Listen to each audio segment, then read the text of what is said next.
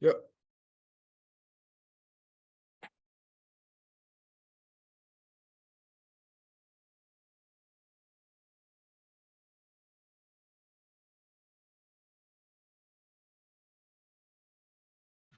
Oke, Assalamualaikum warahmatullahi wabarakatuh. Perkenalkan, nama saya Maira Putri Laksono dari SMK 313 Surabaya, jurusan Desain Komunikasi Visual.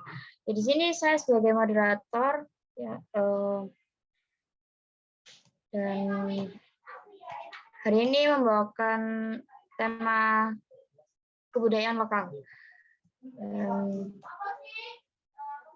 Baik, untuk kali ini karena sudah larut malam, jadi langsung saja untuk Rahmat Firmansyah boleh presentasi yang jadi yang pertama.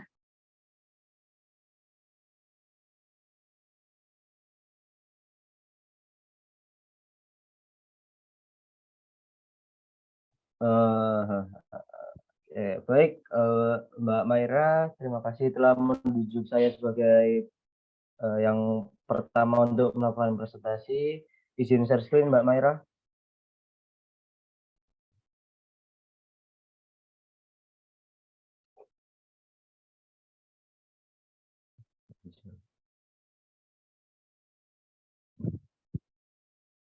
Oke, teman-teman yang berada di Zoom kali ini saya akan membawakan tema yaitu pakaian adat ya di negara kita tercinta yaitu Indonesia. Untuk apa sih pakaian adat itu? Pakaian adat juga pakaian rakyat, busana daerah, busana nasional, atau pakaian tradisional adalah kostum yang mengekspresikan identitas yang biasanya dikaitkan dengan wilayah geografis atau periode waktu dalam sejarah. Jadi pakaian adat itu atau baju adat itu bukan pakaian biasa ya teman-teman, atau pakaian yang biasa kita pakai buat sekolah, buat di rumah, buat main itu bukan. Jadi pakaian adat itu adalah pakaian identitas untuk suatu suku atau untuk sebagai apa sih namanya identitas mereka gitu. Untuk fungsi-fungsinya yaitu apa sih fungsi baju adat itu? Salah satu fungsi pakaian adat adalah untuk memperingati perayaan hari besar. Pakaian adat akan dikenakan dalam setiap perayaan hari besar. Nah, pakaian adat juga menunjukkan atau menentukan peran seorang dalam perayaan hari besar di tiap daerah. Nah, jadi pakaian baju adat itu bukan baju yang hanya dipakai untuk pesta, buat hanya untuk senang-senang, tidak. Jadi pakaian adat itu untuk apa ya? Sebagai ini loh pakaianku, ini loh saya sebagai pemimpin, ini loh saya itu dari suku Jawa misal gitu teman-teman. Jadi bukan pakaian biasa yang apa ya bisa dipakai untuk sembarangan orang atau bisa dipakai untuk melakukan hal-hal yang negatif itu tidak. Dan ini adalah nama-nama baju adat di Indonesia cukuplah banyak. Mungkin saya akan sebutkan untuk beberapa saja. Itu dari Provinsi Aceh ada Ulo Balang, dari Sumatera Utara ada Ulos, Sumatera Barat ada Bundo Kaduang, ada di Provinsi Riau ada Teluk Belanga dan Kebaya Laboh, dan selanjutnya ada mungkin ada segini dan totalnya ada sekitar 37 pakaian adat dari seluruh provinsi yang ada di Indonesia ini teman-teman. Dan di sini saya akan apa ya menjelaskan salah satu baju ya, enggak bukan salah satu sih, beberapa baju yang ada di Indonesia, yang ada di provinsi Indonesia ini teman-teman. Yaitu dari Sumatera Barat, yaitu baju adat Bundo Kaduang merupakan pakaian adat di Indonesia asal Sumatera Barat yang identik dengan warna merah. Ya, contohnya seperti ada di gambar samping ini teman-teman, yaitu dengan aksesoris lengkap serta penutup kepala. Selanjutnya dari Provinsi Aceh, Aceh memiliki baju adat tradisional yang disebut Ule Balang. Baju tradisional yang dipakai laki-laki dikenal dengan baju Linto Baro, sedangkan baju perempuan diberi nama Daro Baro. Nah, untuk contoh bajunya mungkin kurang lebihnya seperti ini ya teman-teman. Lalu Ada dari Sumatera Utara, pakaian adat dari Sumatera Utara bernama ulos. Warna ulos didominasi warna merah, hitam, dan putih. Ketiganya memiliki makna simbol yang baik. Untuk Sumatera Selatan ada baju adat dari Sumatera Selatan dijuluki Aisan Gede. Pakaian tradisional ini berasal dari warisan leluhur Kerajaan Sriwijaya. Untuk di daerah Lampung, pakaiannya diberi nama tulang bawang. Pakaian adat menggunakan kain tipis yang dihiasi logam kuningan atau emas. Selanjutnya ada dari Jawa Tengah, pakaian adat Jawa Tengah yang resmi adalah pakaian Jawi Jangkep. Pakaian ini didominasi oleh warna hitam pada atasannya dan digunakan oleh pria. Tetapi di sini warna ungu ya teman-teman. Saya kurang tahu untuk yang warna spesifikannya di Google itu jarang ada untuk animasinya. Jadi ini adalah salah satu contoh dari baju adat itu. Untuk daerah Jawa Barat ada kebaya yang dikenakan pada acara pernikahan yang menggunakan adat asli Sunda. Untuk Jawa Timur mempunyai adat tradisional yang beragam. Salah satunya adalah baju manten seperti ini. Nah, untuk khususnya Jawa Timur memang baju adatnya itu sangatlah banyak teman-teman.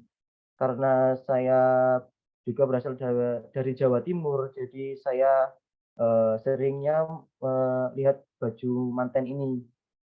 Lalu ada juga yang bernama kalau tidak salah itu Cak Daning, itu biasanya dipakai oleh anak-anak SD, anak-anak TK yang sedang karnaval 10 November itu juga adalah salah satu baju adat yang berasal dari Jawa Timur. Yang selanjutnya adalah dari Bali yaitu Payas Agung adalah pakaian adat Bali. Payas Agung ini biasanya dipakai ketika upacara pernikahan atau potong gigi. Kalau untuk Kalimantan Selatan, salah satu baju tradisional yang terkenal dari Kalimantan Selatan adalah Bagajah Gamuling Baular Lulut. Selanjutnya ada Sulawesi Selatan, baju adat yang paling familiar dari Makassar, teman-teman, adalah baju bodo. Baju bodo merupakan baju perempuan khas suku Bugis Makassar. Nah, itu tadi adalah contoh-contoh dari baju-baju adat yang bisa saya dapatkan dari searching Google, baca-baca makalah. Mungkin untuk salah penyebutan atau salah dalam menyampaikan keterangan dalam baju-baju tersebut, saya mohon maaf dikarenakan banyak sekali baju-baju adat di Indonesia ini dan nama-nama yang mungkin sulit saya sebutkan. Saya mohon maaf. Saya akhiri presentasi saya. Wassalamualaikum warahmatullahi wabarakatuh. Saya kembalikan ke moderator Mbak Merah.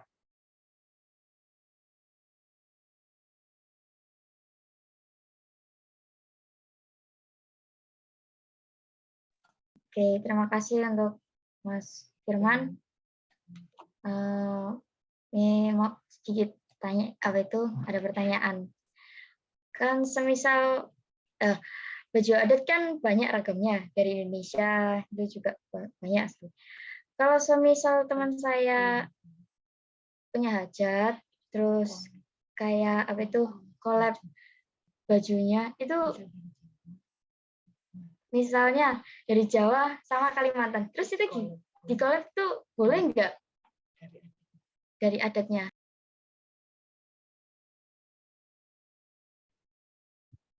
Oke, pertanyaannya tadi yaitu apakah boleh baju adat misalnya dari Jawa terus dikolaborasikan dengan misalnya baju Sunda saat acara pernikahan ya Mbak Merah ya. Mungkin untuk kolaborasi tersebut saya kurang mengetahui Mbak Merah karena itu termasuk adat yang benar-benar tidak saya ketahui karena itu adat yang itu hanya khusus untuk orang-orang yang mau menikah dan itu adalah pertanyaan yang mungkin saya bisa bilang di luar topik dari baju adat ini Mbak Maira. Karena pertanyaan tadi yaitu apakah boleh baju adat ini dikolaborasikan. Nah, mungkin kalau misal ada ada saudara Mbak Merah yang kepala suku atau orang yang penting di suatu adat, mungkin bisa ditanyakan oleh saudara tersebut, Mbak Merah. Terima kasih. Oke, terima kasih Mas Firman. Barangkali teman-teman yang lainnya ada pertanyaan, bisa bisa tanya langsung sama Mas Firman.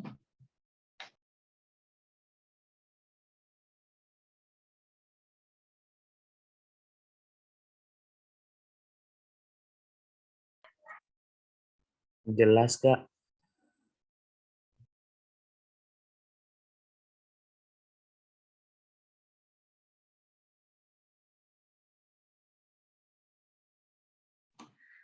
Oke, kalau tidak ada pertanyaan, bisa dilanjutkan untuk Mas Iksan. Apakah sudah siap? Oke, sudah siap.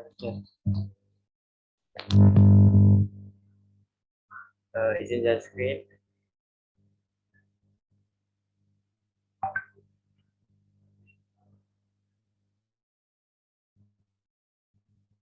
Oke, di sini saya akan memaparkan materi mengenai alat musik tradisional.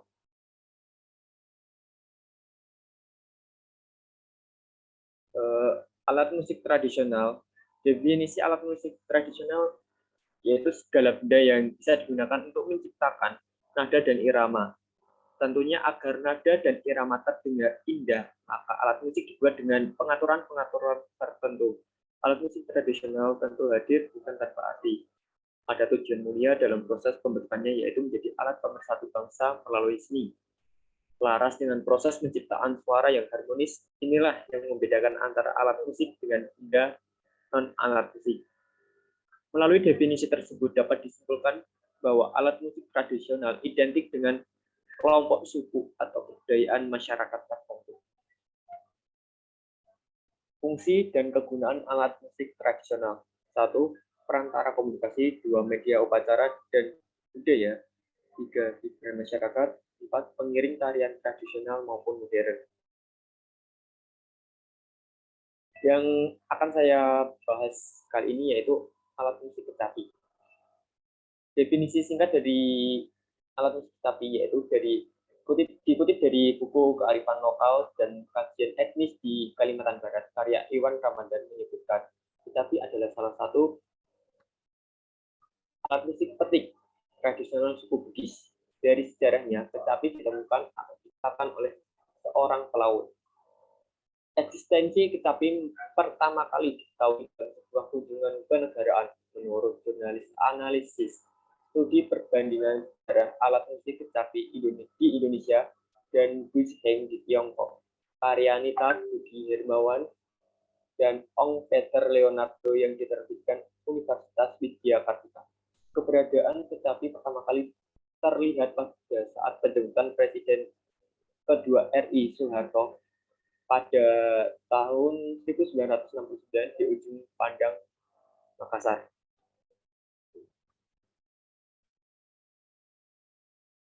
Jenis kecapi. Kecapi ada beberapa jenis yang sering dijumpai yaitu 3.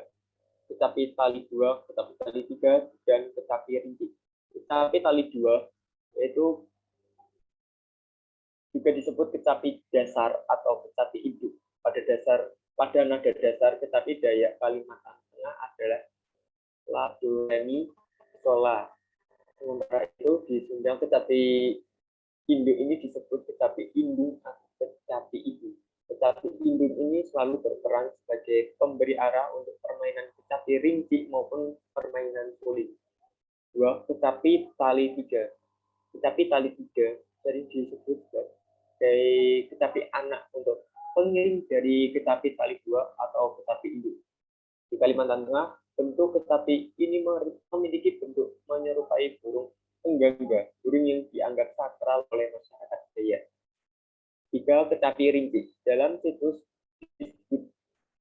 Disbudbar Bandung menyebutkan kata rinci berarti kecil. Pastikan kecapi rinci mempergunakan tempo atau ritme yang pendek-pendek Pada dasarnya petikan kecapi rinci merupakan kelipatan daripada petikan kecapi itu.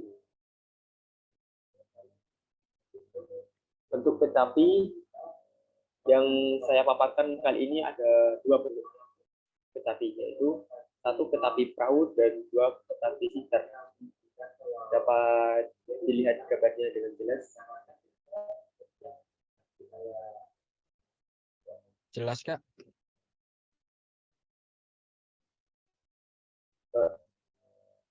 Baik, saya lanjut. Fungsi dan tujuan. Fungsi dan tujuan untuk kecapi sendiri, yaitu menjadi pertunjukan pada acara besar. 2. Menjadi bagian pertunjukan ulang tahun daerah. 3. Menjadi penyambutan tamu-tamu negara. 4. Menjadi musik pengiring di pesta pernikahan. 5. Menjadi pengiring tari-tarian oleh masyarakat Bugis. Tetapi merupakan salah satu alat musik yang dipetik melansir dari buku Seni dan karya dari Sulastianto dan kawan-kawan. Berikut ini cara memainkannya. 1. Alat musik kecapi dimainkan dengan cara dipetik. 2. Bagian bawahnya ditekan sehingga menghasilkan suara baru atau keseluruhan kawat dibunyikan secara bersamaan dari atas ke bawah atau sebaliknya dengan menggunakan klaber. 3. Kawat-kawat kecapi dipukul dengan pemukul karet. Sekian yang dapat saya sampaikan. Kurang lebihnya mohon maaf. Terima kasih. Saya kembalikan ke Kak Mira.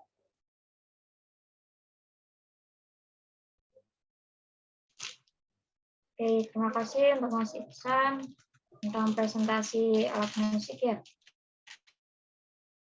Untuk teman-teman ada pertanyaan atau mungkin Mas Diki, Mas Fajar, atau Mas Firman ada pertanyaan tentang alat musik yang dibahas oleh Mas Iksan, boleh ditanyakan.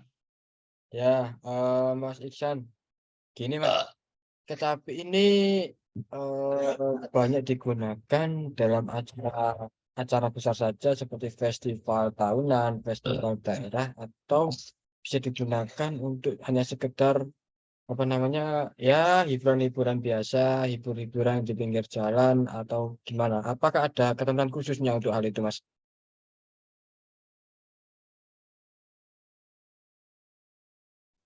Baik, Mas. Saya jawab sesuai pengetahuan saya terlebih dahulu. Untuk setahu saya, kecapi sendiri itu lebih banyak dimainkan di saat acara-acara tertentu, terutama di suku Dayak itu acara-acara adat dimainkan, dan pada saat acara-acara khusus seperti penyambutan tamu antar tamu negara ataupun tamu daerah. Untuk memainkan di umum atau keramaian, hukum dari PKP itu sendiri saya juga kurang tahu, Mas. Untuk saat ini saya dapat menyampaikan kurang lebih yang saya tahu seperti itu. Terima kasih. Oke, terima kasih Mas atas ya jawabannya ya. Apa itu kecapi boleh dimainkan hanya di festival saja atau bisa juga secara umum ya, secara keseluruhan di pinggir jalan dibuat hiburan ya.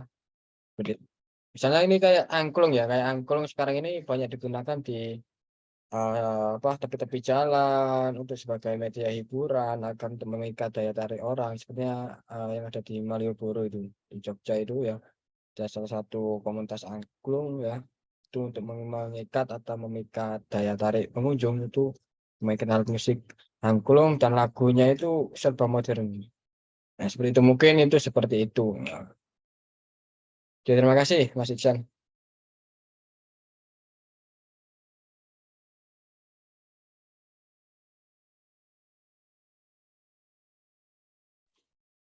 Oke, untuk menghemat waktu ya karena sudah malam, berikut Mas Fajar, apakah sudah siap untuk presentasi?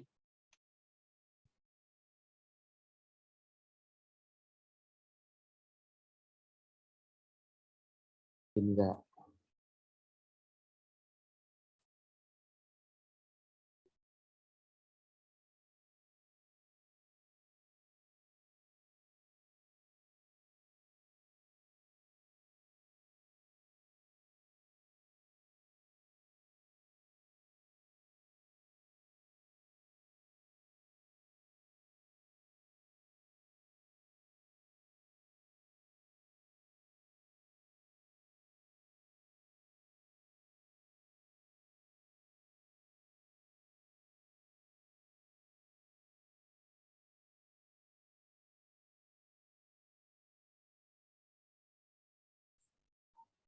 Oke, sudah terlihat?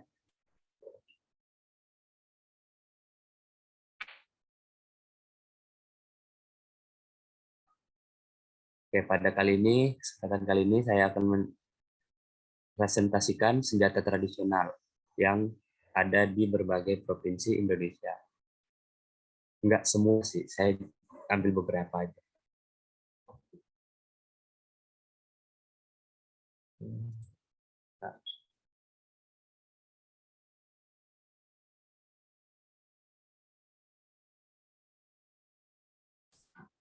Nah, apa yang dimaksud dengan senjata? Senjata adalah suatu alat yang digunakan untuk melukai ataupun membunuh manusia maupun hewan, atau menghancurkan suatu target militer. Senjata dapat digunakan untuk menyerang maupun untuk mempertahankan diri dan juga untuk sekedar mengancam. Apa itu senjata tradisional? Senjata tradisional merupakan produk budaya yang lekat hubungannya dengan suatu masyarakat. Selain digunakan untuk berlindung dari serangan musuh, senjata tradisional juga digunakan dalam kegiatan berladang dan berburu. Berikut ini beberapa senjata tradisional. 1. Rencong dari Aceh. Rencong atau yang dalam bahasa Aceh ditulis dengan huruf Latin dibaca Rintejong adalah senjata khas suku Aceh. Rencong merupakan simbol identitas diri, keberanian, dan ketangguhan suku Aceh. Ada beberapa jenis rencong. Pertama, rencong pudoi, yaitu rencong yang belum sempurna pada bentuk gagahnya. 2. Pisau gajah dompak dari Sumatera Utara. Pisau gajah dompak adalah salah satu senjata tradisional suku Batak yang berasal dari Provinsi Sumatera Utara. Pisau gajah dompak adalah senjata yang berbentuk panjang, pipih, runcing, dan tajam. Lebih pendek dari pedang, tetapi sedikit lebih panjang dari belati. Ini seperti ini contohnya.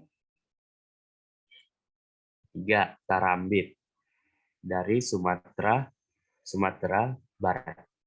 Karambit adalah pisau genggam kecil berbentuk melengkung yang digunakan pendekar di Minangkabau dan tersebar ke Indonesia, Malaysia, negara barat menyebut pisau ini karambit. Sedangkan di Minangkabau disebut kurambiak atau karambiak. Ini contohnya, Kak. 4. Pedang jenawi dari Riau. Senjata tradisional Riau adalah pedang jenawi. Pedang jenawi pada zaman dahulu merupakan sebuah senjata yang kerap digunakan oleh para panglima perang, termasuk juga ketika bangsa Indonesia berperang melawan para penjajah dari Belanda. 5. Badik tumbuk lada dari Jambi. Badik tumbuk lada adalah salah satu senjata tradisional Jambi yang merupakan senjata khas Melayu yang ada di Sumatera dan Kepulauan Riau serta Semenanjung Melayu. Nama senjata ini sangat terkenal di kalangan masyarakat Semenanjung Melayu. Bentuknya seperti rencong di Aceh, namun ada perbedaan dari keduanya. Seperti ini, Kak. Keris dari Bengkulu. Keris Bengkulu merupakan senjata tradisional dari Bengkulu yang menjadi benda pusaka karena dulunya sering digunakan dalam upacara adat. 7. Terepang dari Lampung. Terepang adalah senjata khas dari Provinsi Daerah Istimewa, yaitu Lampung, yang berbentuk menyerupai keris, bahkan terpampang juga memiliki nama lain, yaitu keris gabus.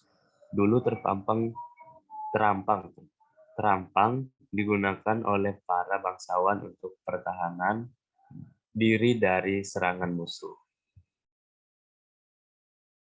8. Siwar panjang dari Bangka Belitung. Siwar panjang merupakan senjata tradisional dari daerah Bangka Belitung. Bentuk dari siwar panjang sekilas mirip dengan pedang panjang sebab bentuknya lurus dan runcing. Di bagian ujung pada zaman dahulu, siwar panjang digunakan oleh masyarakat Bangka Belitung sebagai senjata untuk melawan para musuh. 9. Golok Ciomas dari Banten. Golok Ciomas adalah senjata tradisional yang berasal dari Provinsi Banten. Golok Ciomas sudah digunakan oleh masyarakat Banten sejak zaman Kesultanan dan berlanjut hingga masa penjajahan. 10. Kujang dari Jawa Barat. Kujang adalah sebuah senjata unik dari wilayah Pasundan. Kujang mulai dibuat sekitar abad ke-8 atau ke-9, terbuat dari besi, baja, dan bahan pamor. Panjangnya sekitar 20-25 dan beratnya sekitar 30 gram. Nah, itu tadi beberapa senjata tradisional di berbagai provinsi yang ada di Indonesia. Apa yang dimaksud dengan senjata tradisional? Senjata tradisional merupakan benda yang memiliki peran dalam membantu kehidupan pada pendahulu kita, nenek moyang bangsa Indonesia. Peran dimaksud dalam hal kegunaannya sebagai alat-alat untuk berburu, bertani, berperang, atau perlindungan diri baik dari serangan musuh atau binatang buas. Fungsi dari senjata tradisional selain digunakan untuk berlindung dari serangan musuh, senjata tradisional juga digunakan dalam kegiatan berladang dan berburu. Lebih dari fungsinya, senjata tradisional kini menjadi identitas suatu bangsa yang turut memperkaya khazanah kebudayaan Nusantara. Apa kegunaan senjata tradisional pada zaman dahulu dan zaman sekarang? Terdapat perbedaan penggunaan senjata antara yang dipakai pada masa lampau dengan masa sekarang. Pada masa lampau, senjata dipergunakan sebagai alat untuk menyerang dan membela diri, sedangkan pada masa sekarang, senjata menjadi benda-benda pusaka, kelengkapan tata busana, dan sebagainya. Oke, sekian presentasi saya. Terima kasih.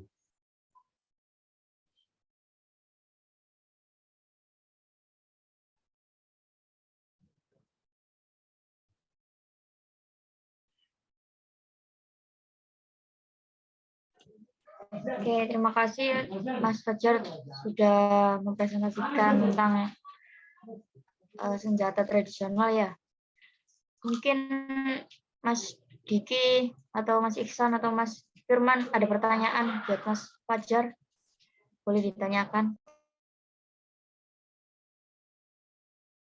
Oh, ya. Sedikit pertanyaan ini ya.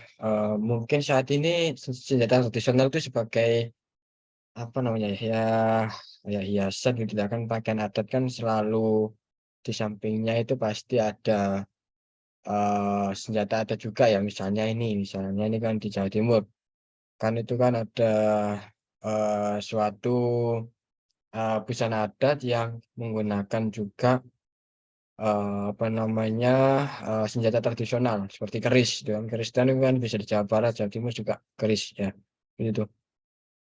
Kan itu sih tambahannya, bukan pertanyaan ini. Ya.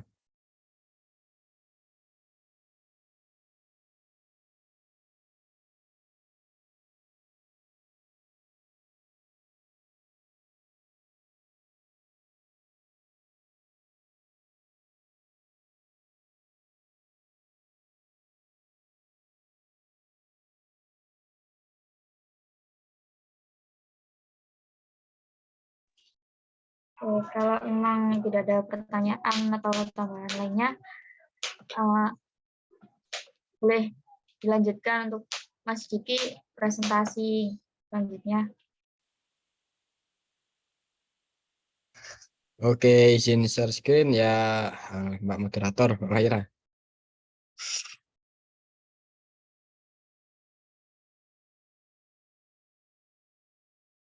Oke, berbicara tentang kebudayaan daerah, saya mengangkat suatu judul yang bertemakan tarian tradisional. Tadi kan sudah, apa namanya, baju adat juga sudah, senjata tradisional juga sudah, apa namanya, suku-suku di Indonesia juga sudah. Ini yang terakhir ya, yaitu tarian tradisional. Ya, berbicara dengan tarian ini tampaknya asik ya, yang suka berjoget-joget ini, tapi dengan irama khusus khas atau khas dari daerah-daerah di provinsi di Indonesia.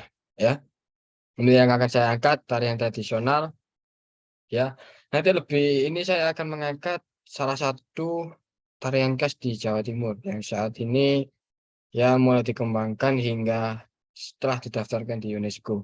Ya, salah satu lembaga atau organisasi dunia yang sifatnya itu mengumpulkan atau mengkolektif keunikan-keunikan atau budaya-budaya di penjuru dunia. Oke, sebelum kita lanjut ke apa namanya lebih jauh lagi ya, kita terlebih dahulu pengertian budaya. Ini ada dua ahli ya, bukan ahli, yang satunya saya sendiri, yang saya angkat, yang saya kembangkan di sini, dan saya tuangkan. Yang pertama adalah menurut Taylor, ya, kebudayaan adalah sistem kompleks yang mencakup pengetahuan, kepercayaan, kesenian, moral, hukum, adat istiadat. Karena ada juga budaya itu yang sifatnya itu sudah menjadi hukum, ya, hukum adat, ya seperti itu kan biasa kita dengar di kalangan masyarakat hukum adat, ya, kesenian, apalagi kesenian merupakan kesenian budaya, ya, salah satunya yaitu tarian.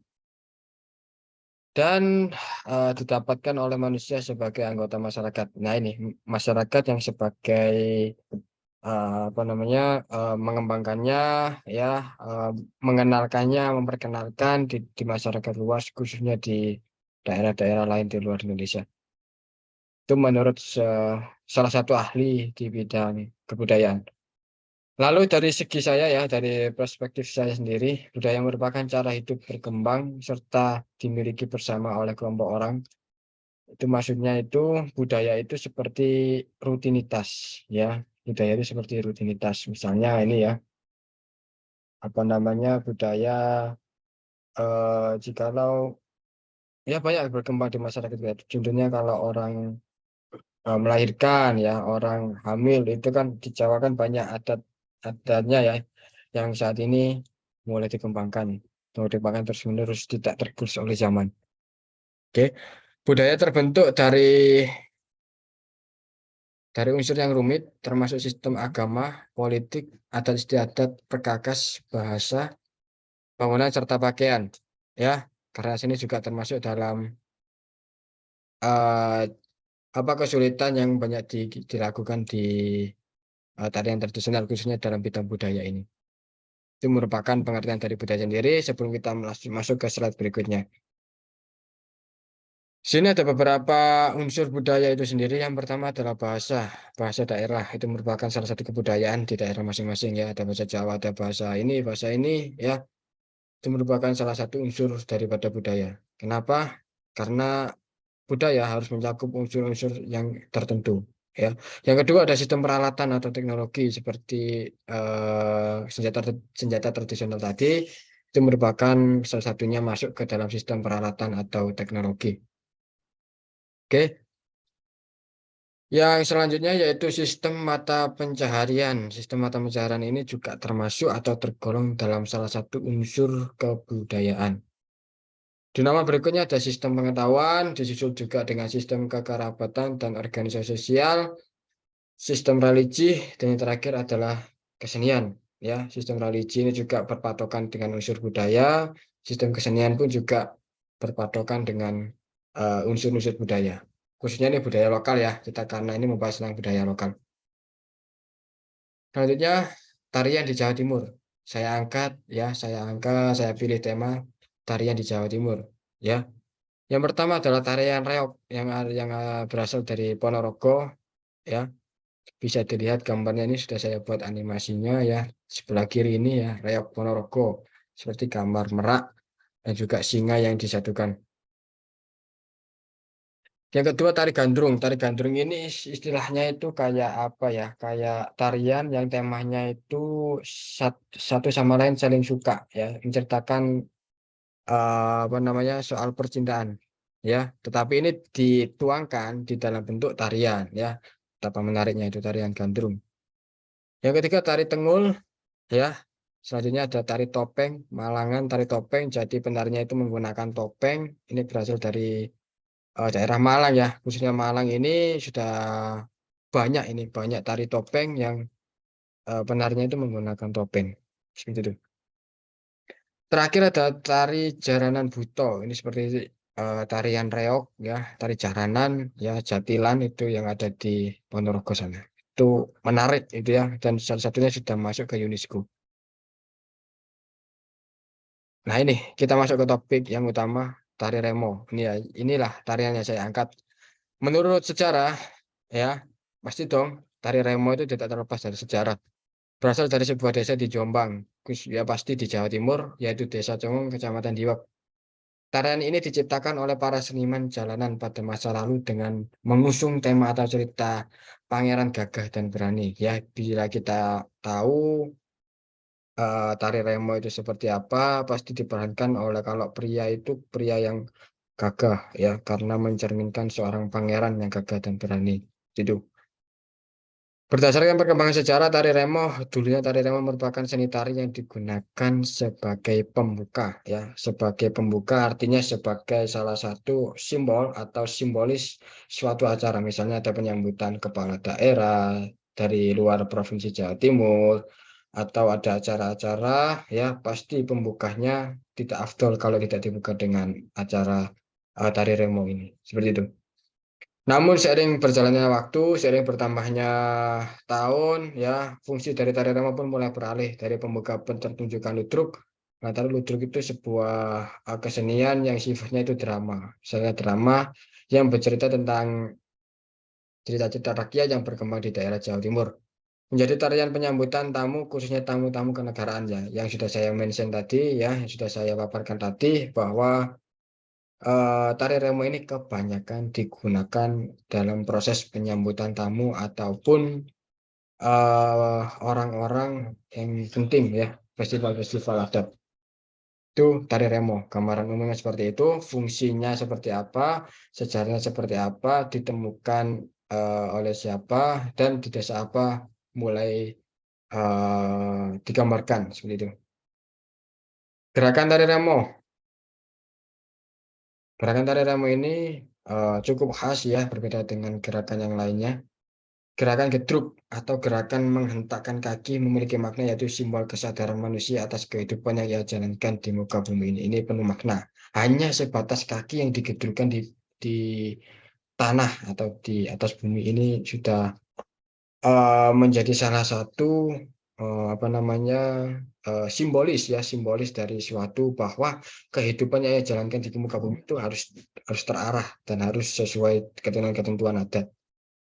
Gerakan gendewa memiliki makna bahwa setiap pergerakan manusia yang sangat cepat seperti anak panah yang lepas dari busurnya. Jadi kehidupan kita itu cepat ya. Dengan seiringnya bertambahnya waktu, bertambahnya umur itu gerakan itu seperti anak panah, cepat gitu. Secara umum gerakan tari remo mengandalkan gerakan kaki yang dinamis. Jadi kaki dan tangan ini dibutuhkan ya, saling dinamis, saling saling berkesinambungan ya. Apalagi dengan aksesoris lonceng di kaki itu seperti gongseng ya di kaki kanan itu ya bunyinya itu ya kering kering kering gitu. Itu merupakan gongseng kalau di tari remo. Seiring dengan tabuhan musik ya gamelan sebagai pengiringnya, gerakan kaki ini disebut sebagai gerakan gedruk yang kuat. Ya, itu ya saya angkat gerakan tari-tarian remo yang menjadi ciri khas dari daerah Jawa Timur. Busana tari remo, gerakan sudah, kita tinggal busana tari remo. Terdiri atas ikat kepala merah, baju tanpa kancing yang berwarna hitam, ya kayak rompi gitu ya. Nah, rompi itu dengan gaya kerajaan pada abad ke-18, celana sebatas pertengahan betis yang dikaitkan dengan jarum emas ini seperti namanya seorang prajurit gitu ya. Sarung batik pesisiran yang menjuntai hingga ke lutut, setagen ya, setagen itu ikat perut ya, ikat perut agar langsing gitu ya, yang agak tipis perutnya. Diikat di pinggang serta garis menyelip di belakang. Ya ini saya mention tadi ya bahwa alat tradisional atau senjata tradisional itu bisa kita dominasikan, bisa kita kolaborasikan dengan tarian tradisional atau busana tradisional. Rekor muri, ini saya ambil video ya, yang baru-baru ini masuk berita. Ini yang berada lokasinya itu berada di Surabaya, tempatnya di Kenjeran ya, kalau nggak salah itu di Kenjeran. Semua orang ini dengan serentak menerapkan tarian remo ya. Bentar ini saya tidak join dengan audio ini ya. Saya coba stop share dulu.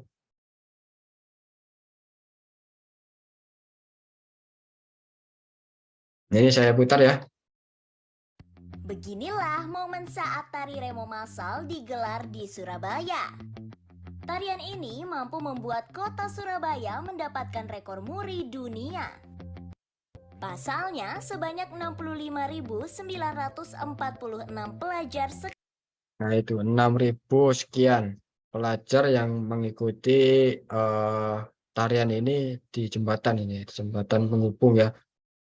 Namanya jembatan Surabaya. sekolah dasar dan sekolah menengah pertama hingga warga Surabaya terlibat dalam gelaran tari remo massal. Tari remo massal ini digelar serentak di 10 situs bersejarah dan 2 jembatan pada Minggu 18 Desember 2022. Wali Kota Surabaya ceritakan terkait Kota Surabaya. Nah itu tadi ya sekilas atau cuplikan video dari rekor muri tari remo. Nah ini menariknya di sini.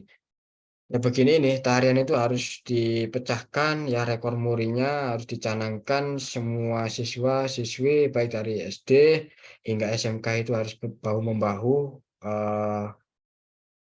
melestarikan kebudayaan di daerah masing-masing, khususnya di Jawa Timur ini. Dasar saat ini awalnya tarian ini diperkenalkan dengan keliling di jalan-jalan atau istilahnya mengamen ya, ngamen gitu ya. Namun kini tarian ini kerap digunakan untuk membuka acara kesenian ludruk hingga sebagai tari penyambutan tamu kehormatan ya, yang sudah saya jelaskan tadi. Oke, mungkin itu saja ya.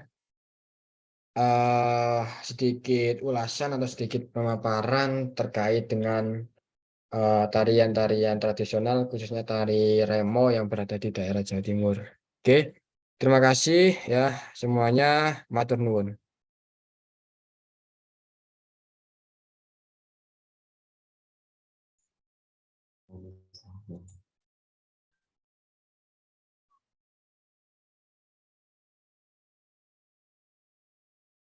Oke, terima kasih untuk Mas Diki sudah presentasi tentang tarian budaya lokal ya.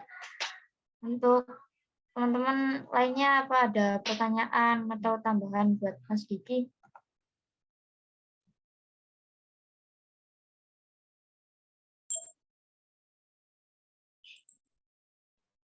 Oke, mungkin ada satu pertanyaan untuk Mas Diki ya. Yang ingin saya tanyakan itu hanya satu Mas Diki, nggak banyak. Kan di Indonesia ini banyak sekali ya tarian adat. Mengapa Mas Diki ini mengusung tarian remo ya Mas Diki ya? Apakah spesial itu untuk tarian remo itu tersebut Mas Diki? Ya, terima kasih ya Mas Firman atas pertanyaannya ya. Kenapa saya mengangkat tari remo ini? Di samping saya orang Jawa Timur, khususnya di Surabaya, tari remo ini sudah banyak banyak penggemarnya ya, khususnya tidak hanya di Jawa Timur saja ya, di Jawa Tengah pun ada juga yang mulai apa namanya melestarikan, mulai memperkenalkan tari-tari khususnya tarian remo ini. Karena apa? Karena tarian remo ini menurut saya itu ada keselarasan antara gamelan sebagai alat musiknya dan juga tari-tarian yang antara kombinasikan antara gerakan tangan ya, gerakan tangan dan juga gerakan kaki. Pastinya Mas Firman ini tahu ya tari remo banyak berkembang di Surabaya khususnya atau pertunjukan ludruk ya. Kalau tahu ludruk itu pasti tak lepas dari tarian remo. Seperti itu, Mas.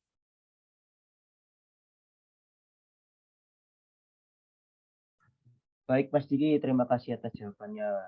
Mungkin sebagai warga Jawa Timur, khususnya kota Surabaya, Mas Diki mungkin sangat bangga ya untuk mengusung tarian tarian remo tersebut untuk dipaparkan materinya, agar tarian remo tersebut bisa terkenal luas dan menjadi ilmu baru untuk adik-adiknya, maaf, untuk teman-temannya di sini.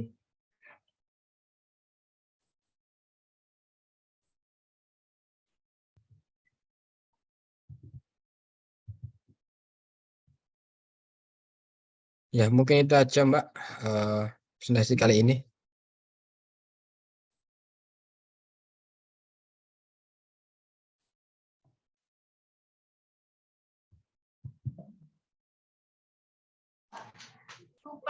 Oke, terima kasih buat Mas Diki, terus Mas Firman, dan Mas Iksan, juga Mas Fajar sudah presentasi tentang kebudayaan lokal.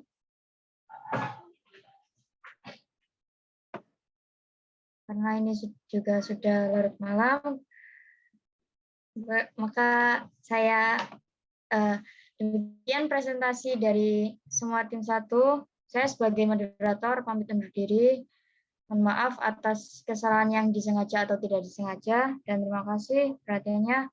Wassalamualaikum warahmatullahi wabarakatuh. Waalaikumsalam warahmatullahi wabarakatuh. Terima kasih, Mbak Maira. Terima kasih semua.